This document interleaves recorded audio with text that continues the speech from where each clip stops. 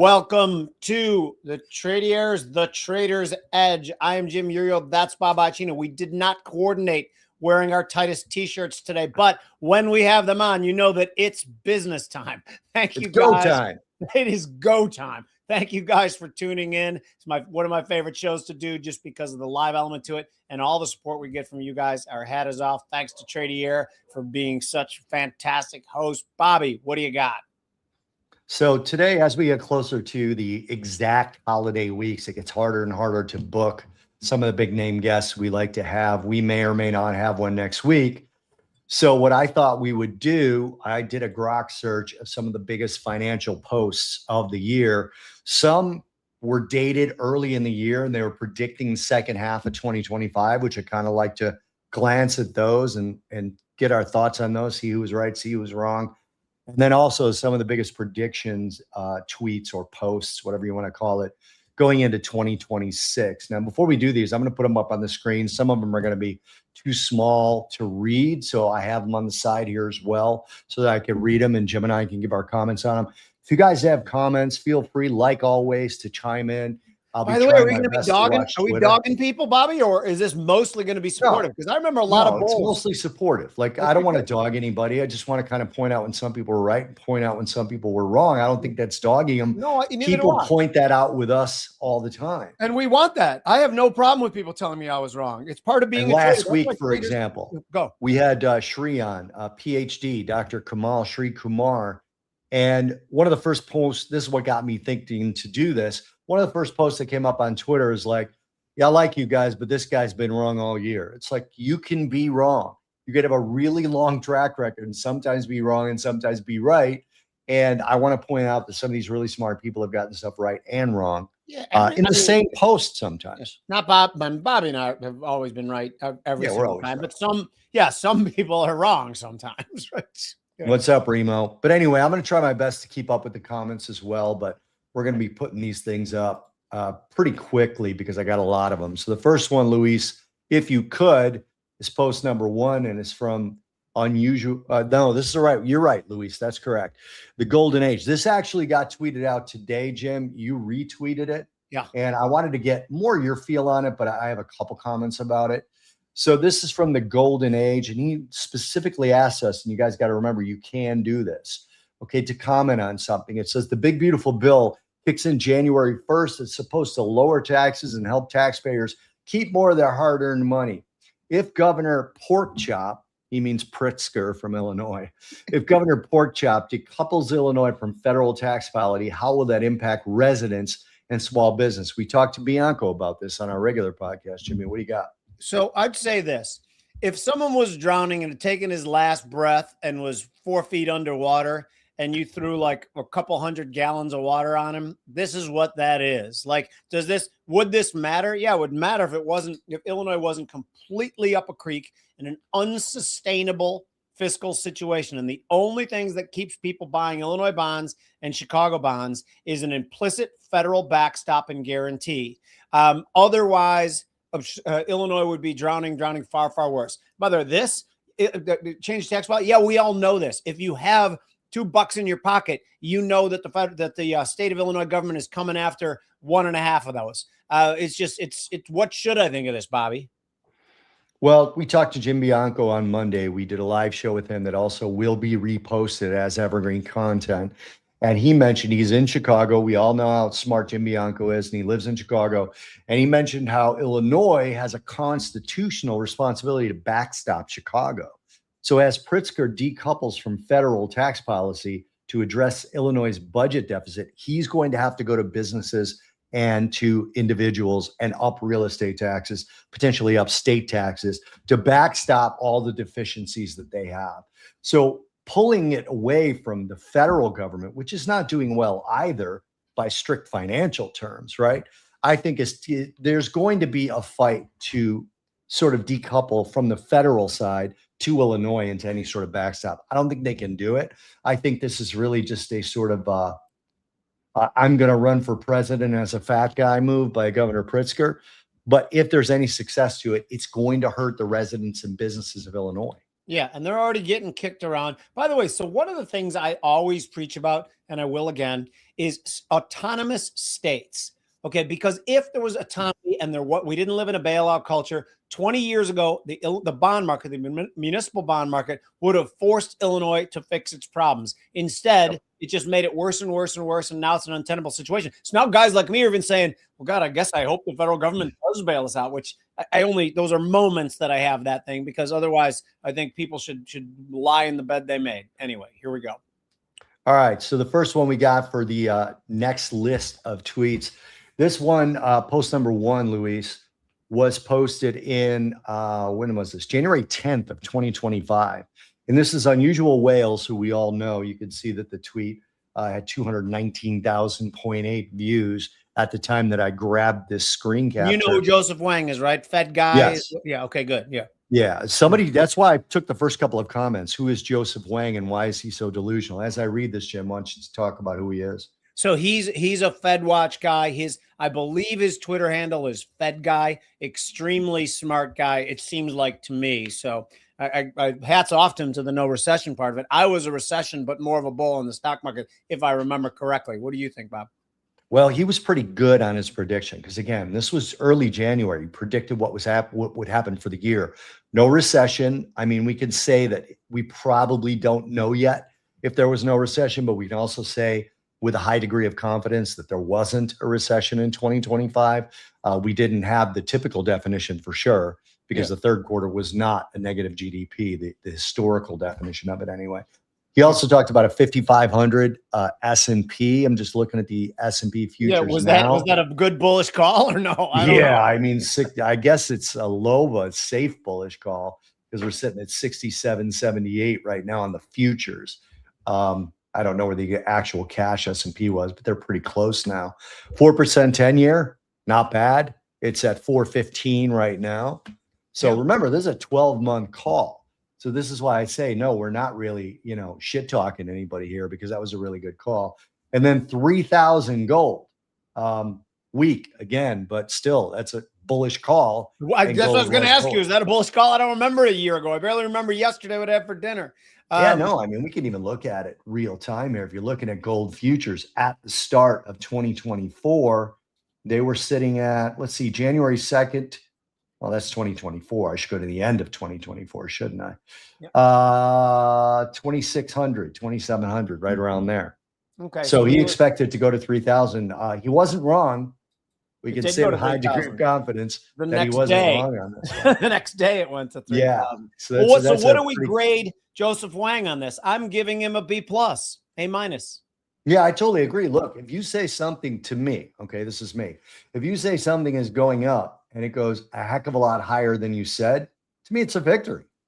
Like, that's a pretty good result for what you're looking at doing here. I will say one thing that I do disagree with, because one thing I've been saying for the last 8 months, and this might be a cope because we didn't get the recession that I kept thinking we will. I still think that 50-60% of the people in this country are in some level of recession. It's the most bifurcated our economy's ever been. Yes, K-shaped recovery. I'm sorry if you guys are sick of hearing it, but I believe that's what's going on.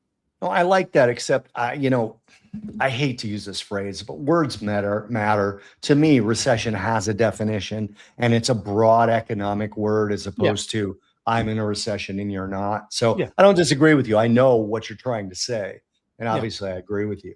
Let's go to post number 2, Luis, if we could. This is from Elite Options Traders. Elite Options Trader. I don't know this person. Do you? By the way, no, but if you're watching us, if anyone likes this particular person on X, formerly Twitter, let us know. We'll try and reach out to him. We'll try and talk to him. We'll try and get him on the show. There's still $7 trillion sitting on the sidelines with the stock market at all-time highs. The second half of 2025 will be much different than the first half. He's not wrong in that. No, well, yeah, this is pretty proficient. I mean, prescient. Right, we will see many new all-time highs in tech stocks, including NVIDIA, Meta, Microsoft, Netflix, and growth stocks like Hood, Palantir, and Hims. I don't think he's right on all of those. What's the Hims? Hims is like boner medication? Yeah, it's boner and hair restoration medication. Got it. Yeah. Testosterone injections, stuff like that. Shit that guys like us don't need. Yeah. Now, if you look Yeah, at I'm just kidding. I'm kidding. if you look at his call, second half, we'll see. I believe on all of those, we did get new all-time No, highs. this is I this just is think an we're A not plus. still getting new Okay. all-time highs, right? Yeah. Yeah. This When the guy, Fed cuts rates, that's an go amazing. ahead, Oh, Jimmy. you keep going. You keep going. Fed cuts rates. When Yeah. the Fed cuts rates this year, we'll see people getting out of bonds and back into stocks. Lower rates equals cheaper money, so it'll be cheaper to borrow, which benefits businesses with lower debt costs, lower credit rates for consumers, and more incentive to move out of cash and into risk assets. Higher valuations for stocks will be justified as well because lower rates means future earnings are discounted less heavily. So this will be beneficial for stocks. That's that less competition when rates are lower thing, right? Yeah. Yeah. There's going to be a big opportunity coming the second half of 2025. Get ready and be patient. I don't think he had to be patient. No. Yeah. I say no notes on this. This guy gets an A plus with me. Anything there that you even can pick apart? No, I have No, no me neither. intention to. I mean, he was right basically through the third quarter, right? Yeah. Yeah. And we're getting a little bit toward the end of third quarter, beginning of fourth quarter. We're getting a little bit of now we're getting a pushback. little skitty, but yeah, right. I All like right. it. No notes. Post 3, Luis, if you could. I'll continue to retweet our show here real quick before I read this one. If you can see it, go ahead and read it, but otherwise. Okay, I can. You ready? Yeah, go ahead. This is from Afshin Amrani, MD, FACC. I don't know who he is, but he said, my market outlook is very similar to Dave H. Contrarian, who I don't know him either. I believe he's directionally correct. He says, phase one, the final melt up between March and July of 2024. What does that mean? 2024? Yeah, keep going. Yeah, okay. If you want to go down to phase two and just read that. But well, he also says S&P 500. I think he put the wrong date on there, right? So I think, yeah. Well, no, because he's got the second half below that. Oh, okay. If so you look at like the date of this I'll go to phase two. That's what's more important from late 2024 to 2025. Okay, stock market collapsed by 80%. Okay, S&P falls from 7,500 to 1,500. Okay, so this guy, and again, I don't mean to disparage anybody. If you truly believed it, that's fine. But this sounds like clickbait bullshit to me. Like he wants to predict. Again, you can predict all these things, and if you're wrong, whatever. You fade into the night. But if you're right, you just put it in front of everybody's face. So none of this happened. He says S&P falls to 1,500, NASDAQ to 5,000. Dow to 10,000. Geez, guys, talk about aggressive. Liquidity dries up, leading to a full-blown panic. Auto loans, housing, commercial real estate crash. Auto loan default spike, mirroring the 2008 subprime crisis. By the way, it can't mirror the subprime crisis with auto loan default spiking. It's a car. It moves quickly. The real estate market, it takes months and months and maybe years to unwind. He says commercial real estate crisis worsens as office vacancies remain high. True. Federal Reserve responds too slowly. Well, you agree with the president. Fed will hesitate to cut rates aggressively, worsening the downturn. Global debt crisis emerges as countries struggle to service debt. Gold falls to 2,100 before rebounding later. Silver crashes to the $20. Do I need to even comment on this, Robert? No, I don't think so. And the funny thing is I'm looking at his profile right now, which, by the way, is at AFSINE Imarani. I'm sorry if I'm saying that wrong.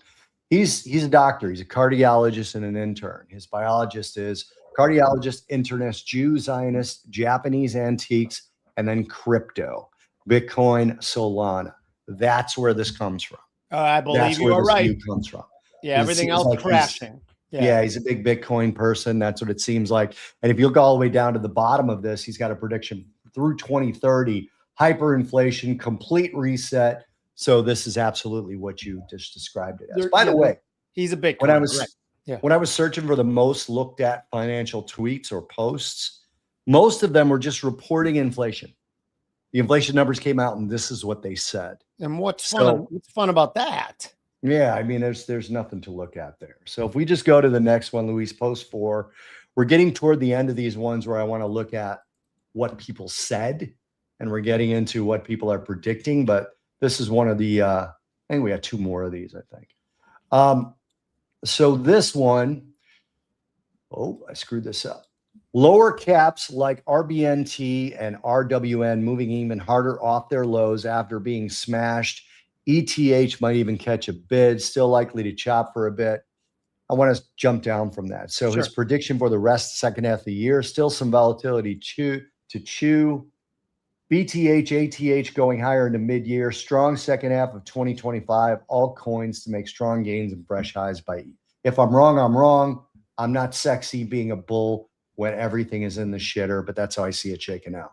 Okay, so this is obviously a crypto person who thinks that everything else is trash. That's why everything he's mentioned here is Bitcoin, correct? I mean, it is crypto, correct? It is crypto. And if you look at the date on this, March 14th of 2025, he was basically buying a dip. And he was right. And there's another one of these. I mean, he was right that it was going to go up from there, but he has no prediction toward the end of the year, which is basically what we're looking at now. So, but also the whole when he says it's not sexy being a bull when everything is in the shitter. Everything wasn't in the shitter. I mean, there's a lot to complain about of the economy, but to have that opinion, that's what people gravitate to crypto if they think that everything's in the shitter, and then everything they read on social media reinforces that. I just am not of that belief. So this guy I give a D+ to. Yeah, and I think that's part of what we're trying to do here. We're not trying to call people out. We're just trying to say that, look, you need to learn to separate this stuff. Some of this is valuable, some of this is not. Some of this is people talking in their book, like the cardiologist that we just looked at 2 of these ago. Actually, I give the cardiologist a D+. I give this guy a C-. All right. So this one is actually really good. This next one, I think this is post 5, Luis. Yeah, this is the one. Now, this one's hard to read. So I kind of want to put it up here, and I'm going to go through this in bits and pieces. This is somebody named Warren Pies, which I immediately wanted to go buy a pie. When I saw that name, I got hungry for pie. S&P 500, 6750 and rising. We got to look at the date of this. This is November 25th, 2025. So we're starting to look at sort of end of the year into 2026 prediction. Okay, this is November, so it's not as great. I thought he was doing this at the beginning of the year. He's doing it in the fall. No. 6750 and rising. So we're already rising from there, although we're falling back to that level now. Second half of 10-year yield, sub 4% and falling, not happening. Oil breaking down, that is happening. Yep. And gold heading above 4K, that already happened. Now, from there, he takes us to an excerpt from @3F_research. Okay, this is an actual research shop. Second half 2025 outlook. This was published in June. And then on December 1st, they're going to publish their 2026 outlook. I could not find that. So it's nobody's retweeted it yet. So what we're looking at for this particular second half is the economy avoids recession but suffers a growth scare in late Q1, early Q2 2026. Okay. However, we maintain our no recession call. Actually, I've got that wrong. This is for 2025. But I maintain my no recession call for the second half. So he's right on this. And this, again, is not the person who posted this. This is @3F_research that posted this. And also, by the way, they posted this in the middle of the year. This person was just retweeting it. Right. All right. So this is a call for the second half of the year. The Fed attempts a hawkish pause early next year. This pause is ongoing, but the doves are winning the war. We expect the Fed to start cutting in September. Nailed it. Yep. The Fed cuts 200 basis points. We expect 75 basis points. That says 100, Bobby. That says 100? Yeah, he's still damn right. Yeah. You could read it better than I can. Why don't you read the rest? Because I made it huge on my computer. Yeah, anyway, I can't do that here because I'm also looking at other stuff. So read the rest of it, starting from then says the S&P 500 finishes the year at 6,800. Nice, but suffers a first half down draw of 10%. Okay, that's when you take a 6-month period after the 3 years of rallies and saying we're going to have a 10% drawdown. That's not much of a call, in my opinion. But again, the other stuff has been fantastic. So let's keep going. Our year-end S&P 500 target stays at 6,800. Sentiment has been reset as we had hoped. Mid caps outperform small caps. Bobby, I never look at mids. I don't think that's happened. I don't think that's happened either. This has worked, and we expect small cap underperformance to persist into the second half of 2025. No, that's not true. It did not happen. Oil breaks down below $60. Nice job. This also it already has happened. Despite the geopolitical noise, we expect oil to again break below $60 in the half of 2025. The 10-year averages less than 4%, and breaks below 3.5%. By the way, are we sure he's predicting this is about half two of 2025, right? Yes. Yeah, it is. Of course. You look at the title of it on the top. Yeah, now I see that. Right. It's less than 4%, breaks below 3.5. That did not happen. While we've been directionally correct on yields, this was too aggressive. 10-year yields will break below 4% in the second half and will average close to 4.1. Okay. He rallied pretty good. Gold hits 3,000. Check. Still bullish gold, raising year-end target to 3,500. As Bobby said before, that was a pretty good call at the time. Yeah. Yes, we blasted through it. I don't have a lot of people saying it was going to 4,300, except for crazy gold bugs like Bobby and I. Anyway. Yeah. I'm just looking him up or her up now. It's familiar to me. I might follow this guy, Warren Pies. Well, remember, Warren Pies is just retweeting at 3F's research. Oh, at 3F research. Yeah. Yeah. And I think what Warren Pies was doing is he was showing how good these guys did. And he was sort of like previewing that they have their 2026 outlook coming on December 11th. So, but I can't find at 3F _research. It's not coming up on my Twitter. If anyone does find it, send us to it, because these guys seem pretty good. I'm not seeing it. Just doing one last search here. So Warren Pies is the founder. Oh. Okay, so I just followed both of them. I followed him as well. It's 314 research. So I'm following them both. Because you guys, Warren, if you end up seeing this because we followed you, we gave them an A+, right? Yeah, I give them an A+. Sure, they did great. All right, I want to actually, damn it, Luis, click on post 5A. I forgot that I did this. I expanded it and just left the actual tweet out of it. So this was the actual piece of research. So it's the same thing. Yeah. And you can see that the date on this down at the bottom was June 26th of 2025 for this particular research piece. Nice. Very cool. That was a good call. All right, we're getting into the predictions for next year, I believe. Don't quote me on this, but let me just see which one we're doing next. Let's see, post 6. Yeah, post 6 is a December 10th.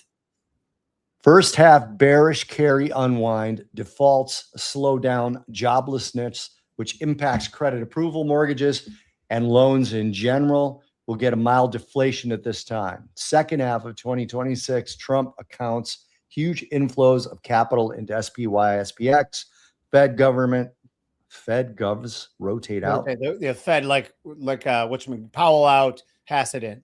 Oh, okay. New Fed chair, faster and harder cuts. I mean, this seems like, yeah. Yeah, I like this call completely. I don't know. I do believe that that we're having a jobs problem right now that could show its head as something, relatively ugly in the next few months. I do think it'll be met with Fed liquidity, and it'll run into deregulation, investment potentially coming in. Was that on this show or the one we just did before when I said when Trump says 21 trillion? That was the last thing we did. That was this show. Was it? Okay. Or was it the rundown? Trillion. I don't remember. It was in the rundown. So Trump says 21 trillion of investment coming in. Of course he's exaggerating. He's Trump. He's in some ways a carnival barker who I support. But if 10 trillion is the real number, that's still significant. So I think that we will run into that after Q1. So I like real quick. We gave Warren Pies an A+, right? Yeah, an A+. All right, I'm just letting him know that. Yeah. And I want to give him a copy of the show real quick so he can take a look at it. This is a little bit of a not a troll, but an actual research project of my own to get some new people for you guys for next year. Yeah. And to see who's good and smart. Yeah. So go ahead and send them that. All right. Let's do the next one, which is going to be what? What's the next one, Luis? I don't even know. I'm not looking at my stuff here. All right. The great Martis. I know who he is. I think I follow him. I think you follow him. 2026 predictions. Do you want to go one by one? Well, yeah. Okay. All right. Gold 7,000. I'm going to say no. I'm going to say gold 5,500. Okay. Silver 100. I think that's possible. Well, silver's certainly got a bug right now. I'll say silver 80. So yeah, I guess that's the same page. I'm just being a little more conservative. And again, this one was viewed so far 698,400 times. You can see that on the bottom. This is October 18th. I will say, Jimmy, real quick, a sidebar here. Do you see any headwind for silver from the EU leaving their internal combustion engine ban? They're getting rid of it. They had No, an internal combustion engine banned by 2035. You see any headwind there? no, in some ways you could say that's a tailwind because the electrification thing is dependent on silver as well. But I think that's not the story. By the way, bullshit that they're not. There's going to be internal combustion cars. You can shoot yourself in the foot, but you don't shoot yourself in the same foot 5 times. And that's what the EU would be doing by doing this. So I think cooler heads will prevail. No, they're pulling back on it. They did say they were going to pass the ban of ICEs. They're getting rid of that now. They're going to let them. Oh, okay. They're going to focus more on hybrids. Yeah, I don't think that's a problem because I think data centers are the bigger deal with silver. So okay, Dow Jones 34,000 conservative. So where's the Dow now? The Dow, I'm going futures 48,292. Okay, so he's calling for Armageddon in the Dow and the Nasdaq, right? Yeah, and I guess that's the gold and silver call there, right? Which I don't think silver gets to 100 if you get Armageddon in the Nasdaq. Yeah, I do. You know, I've said for 3 months that I expect sometime in the next 18 months, well, 15 months now, because we've 3 months in, that the big Mag 7 will have a 30% haircut. That probably brings the Nasdaq down 20%. What is the percentage loss that this guy's talking about? Because I think this is starting to sound like clickbait to me. I mean, it's easily 10%, isn't it? I think it's more than that. I think it's probably close to 20. You give me 1 second. You talk, just jabber like you do, and we'll. Well, yeah, it's more than 10% because 48,000 drop. 10% would be 480 or 4,800, which would not take it there. It would take it to 43 something. So it's around 14% at least. Yeah, I think it's more than that. And he's saying conservative. That's the funny thing. He's saying that's a conservative drop. Yeah, no, so to go down to 1,500 would be 15,000. No, 4,800. Dow right now, the futures are 48,284. I'm talking the Nasdaq. Bobby, the Nasdaq is trading 24,727 with a 26,000 top. So 26,000 losing 11,000. Yeah, that's like 43% of its value. So yeah. I was still talking about the Dow, but I get you. Yeah, no. So I left the Dow because the Dow was like I said, fine. He's saying too that I think what he's saying is in the madness, there's going to be a rotation way out of NASDAQ, and that's going to be a little more supportive of the Dow and probably the S&P who didn't put it in there. I actually do think there's going to be some turbulence in the NASDAQ, but not to the tune of 43%. I'm not with him on this. Okay, and the regional banking crisis, that's obviously the trigger for it all. Yeah, I guess could happen, but it's just going to be met with the Fed opening their window. They did it once before and flooding the system with liquidity. Just look at the chart of the Fed's balance sheet back in March of whatever the hell year that was. Is that March of 2024 or 2025? 2024. Yeah, when SVB problem happened and boom, all they did was come in and save everything like they always do. So this guy, I hope that he's partially a clickbait, and I hope he's not a good data scientist that is really have him come up with these things. And again, if he's right, I'll bow to him. But I think this is way too Armageddon-y. By the way, Widge has put the 2026 stuff from 314 Research into Twitter. So I'm reposting it if anybody wants to see it. Maybe we'll look at it in a future show. I'm going to certainly look at it personally. Thank you, brother. All right, the last one I think is funny on here. I don't know who Carlton is. Carlton to finish in the top 8. But iPhone 18, same as iPhone 17. I think that's a funny one. I think it's funny too. Right? All right, Luis, let's go to number 8. Again, we're into forward-looking posts. Now, this one, again, is, I think, a little bit, I don't know. I mean, a little bit in the weeds for us, I'd say, but I just went through let's just go to the conclusion. I just went through every major asset on the highest time frame. It's this kind of a Mike Arnold thing. SPX, NDX, DJI, TLT, DXY, Euro US dollar, gold, oil, BTC, XLF, the financial ETF. Yeah. They all blend together, suggesting the same thing, a 20 to 30% correction in equities in 2026, followed by a 50+% blow off. Doesn't mention crypto in here anywhere. Right. I actually don't hate this. 20% and 30% are different things, obviously.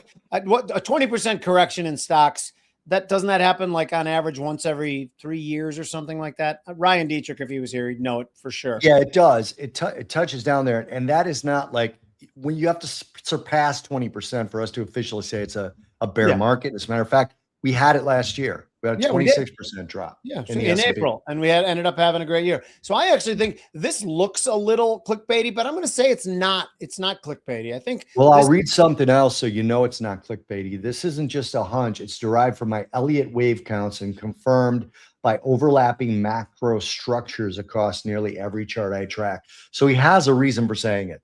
Okay. It's not so that it can accumulate more than the 25,000 views it already has. Okay. This is interesting, maybe. Let's take a quick timeout. I need 1 minute of your time. Luis, can you put up the banner? So, guys, this is the part of the show where I ask a favor of you guys, and I totally appreciate all you do for us to begin with. One more thing. Please try Tradier Pro. It's going to end up being a favor to you. Just scan that code right there. It is the elite options trading model. We talk to people who've been trading options for decades, and those who have been trading it for days, and all of them say that it is tremendous value to be using the Tradier Pro. So please click in there, do 3 months for free. We'd appreciate it if you do. Thank you.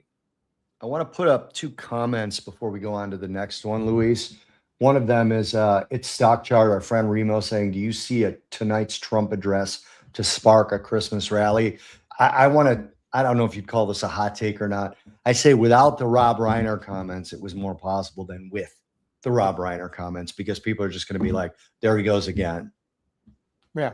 So I think that I hate when presidents' speeches move markets, and they often do, and they did with Trump. My sincerest hope when he began his second presidency was that we'd be numb to his comments and not do it. He talks about getting a new Fed chairman in and lower rates. Stocks respond to that. He actually has the power to do that, so maybe they should, and I picked a bad example. But a lot of the things he says, like if Trump says, the tariffs brought in $156 trillion of investment. That's kind of the stuff he does. So I'm hoping that we ignore him, and I believe we'll ignore him. What do you think? Yeah, no, I agree with you on that. Yeah. I mean, obviously, I think it's a different scenario now that there's people who support him dismissing a lot of what he says because of what he said last week. And I tweeted out immediately as I saw those Rob Reiner comments. I said, this is not smart politically or morally to put those comments. It was a bad take. Unforced fumble. And I just don't understand why he does those things. And for people who are watching, I'm critical of Donald Trump when he does things poorly. But I'd still vote for him over the binary we were given back in November. But I still think this is just so dumb. Why doesn't someone tap him on the shoulder and say, be gracious, be kind, be compassionate? Wait a week and then talk about how Rob Reiner had Trump derangement syndrome, which he did, and try to finance people who were trying to put him in jail, which he did do. But anyways, I'll appeal to the basketball coach in you. It reminds me of when somebody brings the ball up to the timeline, right? Stops and then starts dribbling again. It's like, what are you doing? What are you doing exactly? Why would you do that? It's an unforced mistake. Yes. An unforced mistake. We have plenty of forced mistakes. Let's not do except in the NBA where you can do that as long as you're stepping back under the 3-point line. Exactly right. And then I want to put up Widge's comment. I already mentioned that Widge posted the next set of data from 3F Research. And so, again, I reposted it. I'm sure Jim will later, too, if you guys want to see that.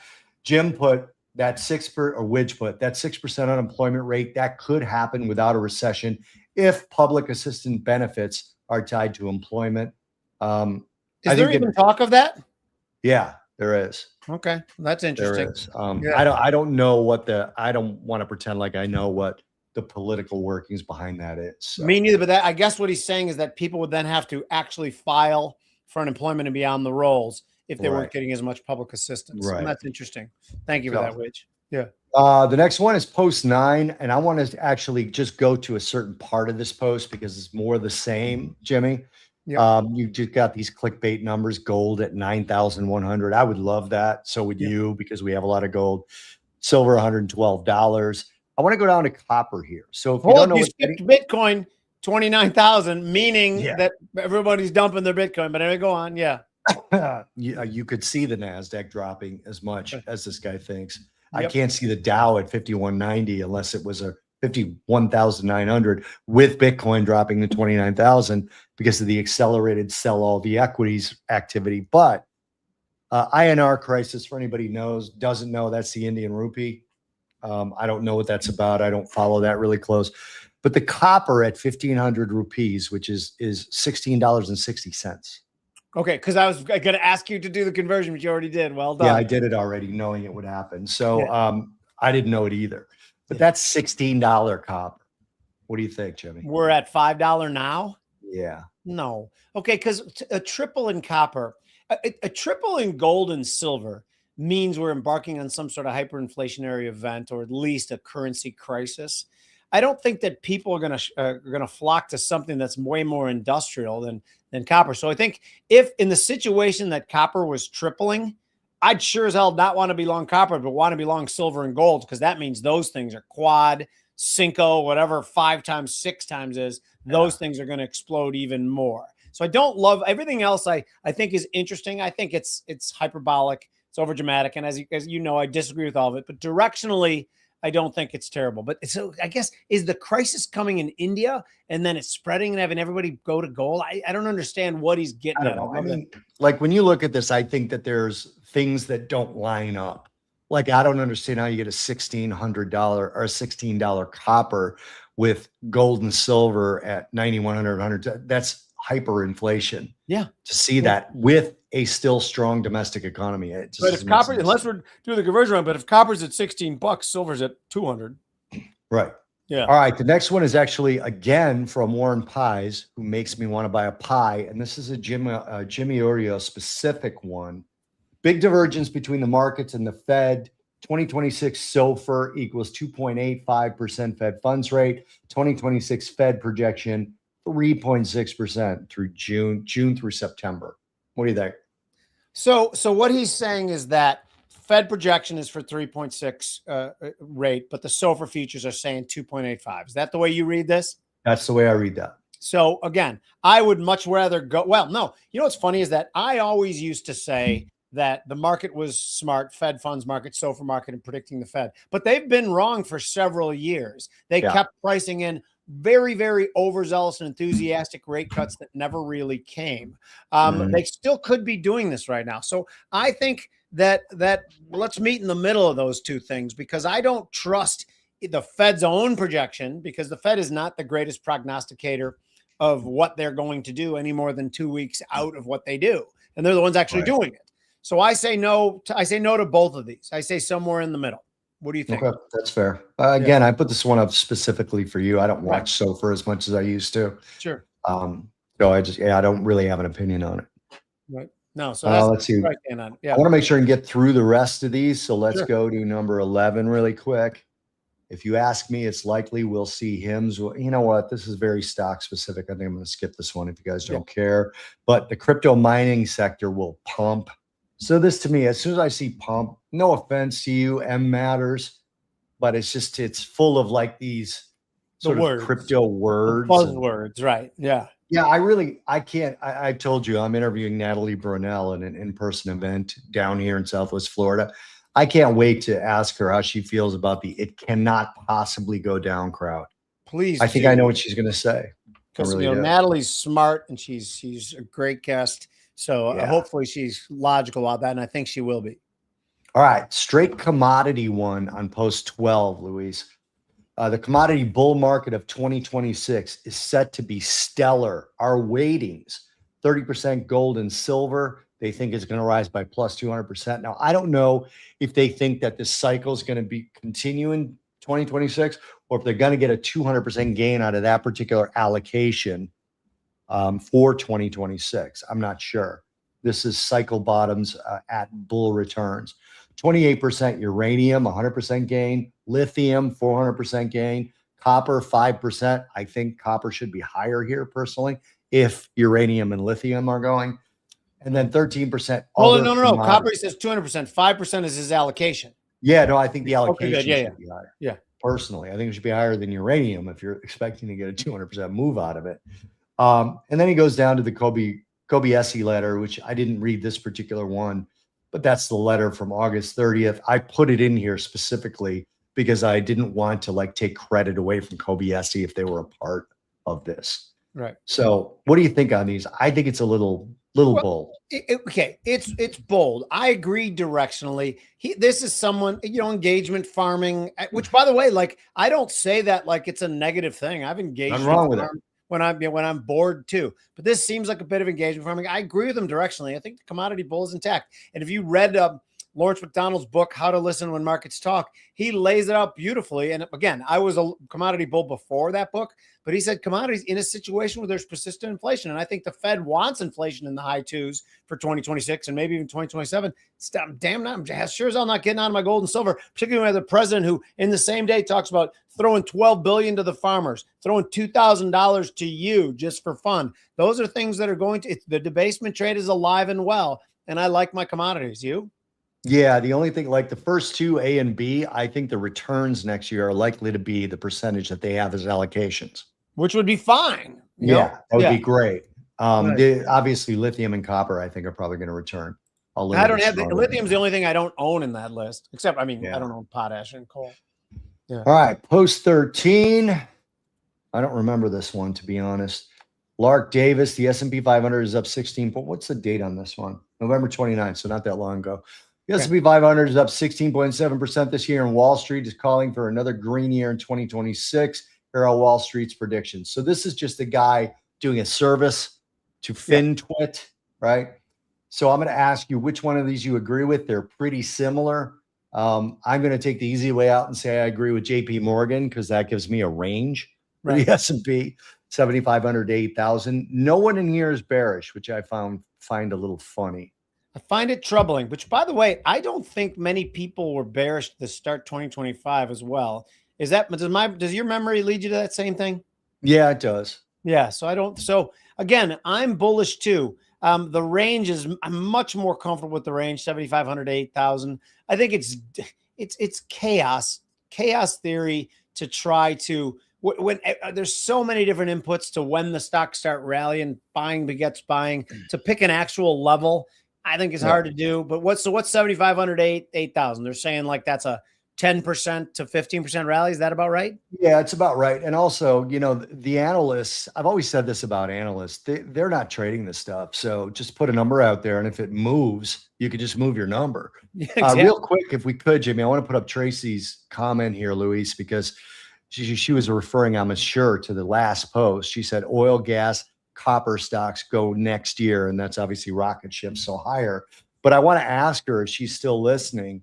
Do you mean the stocks go higher, like the inventories go higher, or the stocks representing these things go higher? I think she means the latter. I do too, but I just want to clarify, because if stocks are going higher, that means the price is likely going lower. Yeah, no, I'm assuming she means the latter. And I'm looking, by the way, oil is a chart I keep up every day for just the beginning movement of its breaking out of this, getting the crap kicked out of it trade for the last couple of years.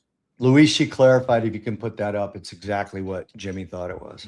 Yeah, that's what we thought, Tracy. Yeah. Let's go to post 14, and then I got the surprise one for you, Jim. Okay.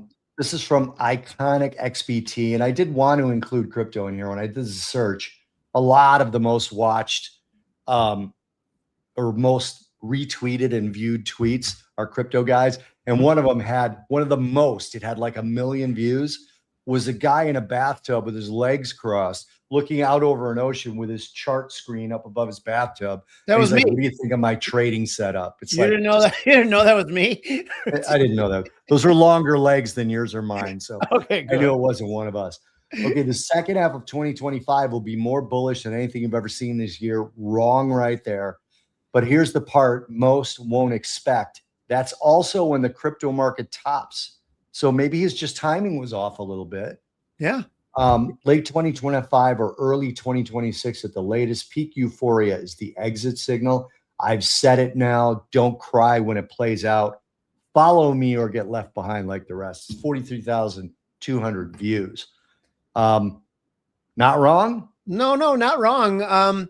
The question is crypto toast? It's had a very, very difficult time. Today was such a weird day. So much buying, then so much selling right afterwards. Okay. So here's what I would say. You and I have both said that in 10 years' time, we think there's an extreme likelihood crypto is either going to be 1 million or it's going to be zero. I think if I had to make a bet right now, gun to my head, I'd make it that it was closer to zero. Although I am long Bitcoin in case I'm wrong, and the risk reward profile favors being long it. If I think it's the chances of a million, even if that's only a 30% chance, well, I'll stay in it in case it does, because that'll indicate some real troubles in other places. So I will tell you don't this. That I'm looking at the price of Bitcoin to the US dollar on one of the major exchanges. And if I were to, you had a little bit of a bull flag. It was sloppy, but it was there. Okay. That got broken down from, looked like it was on December 14th or 15th, right? And the break where it broke implies a price of about 77,250 to the downside, if that particular pattern were to play out. And that's not disastrous. No, I don't think. I'm still up money. I'm still up money at 70,000. So yeah.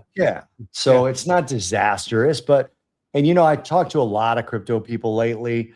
And Luis, while I'm saying this, can you put in Tracy's next comment? Because we might want to, no, not that one. This is Jim's surprise one, but it's already up. Tracy's comment in the commentary there. We'll be in a structural deficit in copper starting next year. I thought it was already this year, Tracy, but I trust your view of that more than. I believe we're already there, and in silver and in copper, the demand is above what's being mined. The environmentalists are keeping mines from expanding and new mines coming online, even in places like Chile. It's been one of my main theses of copper. As you know, I was bulled up to my eyeballs in copper, but I had it on in what I thought was a synthetic representation with the miner. And guess what? There was a big problem with that particular miner that spiked the price of copper, and that stock went down. So I'm not going to make that mistake again. But I agree with Tracy. I think we're in a she's not only wicked smart, she's one of our favorite human beings on the planet. She's the best. Yeah. Thank you. All right, Tracy. Let's put up the surprise post, Luis, that I already screwed up and had you put up already. This is Adam Taggart talking to Steph Pomboy today. Unemployment rate to spike in 2026. Now, Widge already commented on it. I don't know what spiking is, but I guess from 4.6% to 6% is sort of a spike, right? Spike. Yeah. And by the way, I agree with Steph on this, and I've been saying it quite loudly too. I think the effects of AI are just beginning to be felt. And I think that it's one thing for Bank of America to say they're replacing their HR department with AI, and they do so loudly to make it up to boost their stock price. But when local law firms, local accounting firms start not hiring people because they think, whether or not they're right about AI being effective replacement for people, that's still another equation to be solved months down the road. But right now they think they can be more efficient without people. And I think that's having a drag. And it might get to a point where the layoffs lead to more layoffs and demand starts to go down, and then we need to address it. But it's not that unusual for really, really disruptive technology to hurt the labor market in the short term. I believe in Adam Smith's invisible hand in the medium and long term, but in the short term, it could be hurting the labor market, and I think it will. So I'm gonna defer to Steph. And by the way, love Adam Taggart, love Steph. She knows that too. So what do you think? I mean, I think, we've talked about this ad nauseum.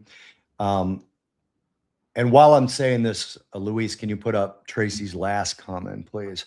I'm going to read that real quick before I comment on what we were just talking about. Silver is going on year 6 of a structural supply deficit. AI center build out woke the market up. 3 years too late, but here we are. Tracy's cool enough to use shorthand on text. I don't know if she was doing that there. Yeah. Or if she just forgot the E. She could be either one. I think in terms of the unemployment rate, I think one of the problems that we saw it was almost a mathematical, identical situation of the labor force participation rate going up enough to bring that 4.6% number out. It wasn't actually a much worse employment situation. It was some of the people who were not in the labor force coming back in. That may have to do with deportations. Sure. Supposedly we've deported 2 million people? Yep. And so there's jobs to be had now. And I'm curious if that's going to skew the numbers in a way that we don't quite understand at this point. No. So I'm not willing to make a bet on that. Certainly, I don't even know how I'd trade it. I guess prediction markets would be one of the ways that we would find that kind of a bet. Yeah. But I'm much more comfortable betting the Bears against Green Bay. Do you think the Bears will be giving points against Green Bay now with Micah Parsons? They are right now. What? Right now they are. It's 1.5. Okay, I was going to say, yeah, okay, 1.5. So that means it's essentially a Wait a pick 'em. minute. Yeah, no, the Packers are favorites. The Packers are giving points. Okay, so that's Bears are interesting getting a 1.5 because Micah Parsons out for the rest of the season. He's gone. But that's interesting. Watson may be out for the game. We don't know yet. But people forget, like the Bears, and obviously we're done with these tweets. So if anybody else wants to stop listening to us, feel free. We're going to talk But Bears talk now. Yeah, the Bears have had way more injuries and have been publicized because a lot of people don't realize they didn't realize the Bears would be something to look at. Yeah, like that they would be a decent team. And you look at it from that perspective, and you say, well, look, they've had number one players out. They've had as many as 7 starters out in any one game. And most of them were on the defense. Yeah. Now it looks like they're going to have Roma Dunze and possibly also Luther Bird now for this game. Oh, geez. Luther Burden, he picked up the slack for Roma Dunze awesome. so well. By the way, do you notice, like, now that we're good and we have a good offensive line, like DeAndre Swift looks like a different person. Like he's trying to get the extra yards so much more than he used to. Luther Burden, make that one run where he caught it on the sidelines and made those 2 moves. That is focus. This is a team that dialed in. And DJ Moore's a bitch. But that, by the way, that throw to the back of the end zone, either Caleb Williams is the greatest, or else there was a lot of randomness to that. And I retweeted. I don't know if you saw it. Let me put Widget. Yeah, we'll be here 4:00 next Wednesday, Remo. That's true. And then put Widget's comment up if we could, and then I'll answer Jimmy's question there, or I'll comment on what Jimmy said. It wasn't a question. You're spot on, Bobby. For many years, conservatives and market skeptics have pointed to labor participation as giving us a fraudulent U3 unemployment rate. We're going the other direction. I think that's a fair comment. That is fair comment. I like it. What I was going to say about that Caleb Williams throws, I don't know if you've seen it, but I retweeted a couple times if you haven't. Joe Montana side-by-side comparison. It's amazing. Joe Montana, a lot of people think he was trying to throw it out of bounds, like out of the end zone on that play. And Dwight Clark was just tall enough to reach up and get it. So 2 funny things about that. Number one, Caleb's throw is about 20 yards longer than Joe Montana's. That's a positive for Caleb. Number 2, it was not as high pressure a situation as Joe Montana's was. Clearly not. So that's a plus for Joe Montana. But also, if you look at them side by side, Caleb Williams threw about 20 yards further, and his ball got there a split second before Joe Montana's got to Dwight Clark. And I think that's why it didn't get intercepted, is because it was such a hard throw. Those guys couldn't react fast enough to get it. Do you think that's who he was throwing to, or the front guy? No, I do think he was throwing to DJ Moore because it was way over the head of the front guy, which he's done before. Yes. He doesn't overthrow people when he's rolling out. Yeah, why? He's actually accurate when he's rolling out in either direction. I'll tell you this, if you people are watching too, like I don't think Caleb Williams is the greatest quarterback in the league, but I will tell you this. If there is one drive left to put us in position to win a game, I'll take Caleb Williams over every quarterback in the NFL except, well, Mahomes now, because it's hard to do it with that big leg thing. I know I've had my ACL, but maybe the guy from Buffalo. I'll take Josh Allen. Yeah. That's what I was going to say. Josh Allen. And who else? Even I take Caleb along with Lamar Jackson. You know what I mean? They're the same. I think that Caleb Williams is amazing because he uses his legs. He uses his ability to scramble when he does that. And it is a sight to see. And also, and again, Cole Kmet's from my town. We all love Cole here. Yeah, Cole's great. But Cole's great. But once you get a tight end that's really great, like Colston Loveland, you realize how valuable it is. I think Cole should be playing more fullback, where Colston lines up as a traditional tight end. And we do that sometimes. But they do. I think it's going to be a fun game. I'm looking forward to it. And it's excited. When you guys didn't know anything about Chicago's, and the Cubs are good. 2/3 of the city that supports the Cubs love it. The third that supports the Sox don't. The one thing we all agree on in this city, no matter which town you're from, which neighborhood you're from, or what color you are, we all agree on the Bears. And I love when they're good. It's a weird situation because when the Bulls are good, you have the hockey fans that don't care. They don't care. When the Hawks are good, you have the basketball fans that don't care. Right. When the Cubs are good, the Sox fans don't care. When the Sox are good, the Cubs fans don't care. Everybody loves the Bears. The city absolutely goes bananas. Crazy. Like when they're in the playoffs, like you'll go to the store and some old lady will be checking you out at the store and she'll give you your change and go Bears. And I'm not even joking. It happens all the time. Yeah. And the Lions at the Art Institute get the Bears helmet, which I always love. And that is cool. Yeah. So, anyway. All right. Are we done? We are done. All right. Thank you guys very much for joining us. This is Tradiers, the Trader's Edge, and a special edition of Bears Talk. Thank you for joining us. I'm Jim Iuorio. That's Bobby Iaccino. See you soon.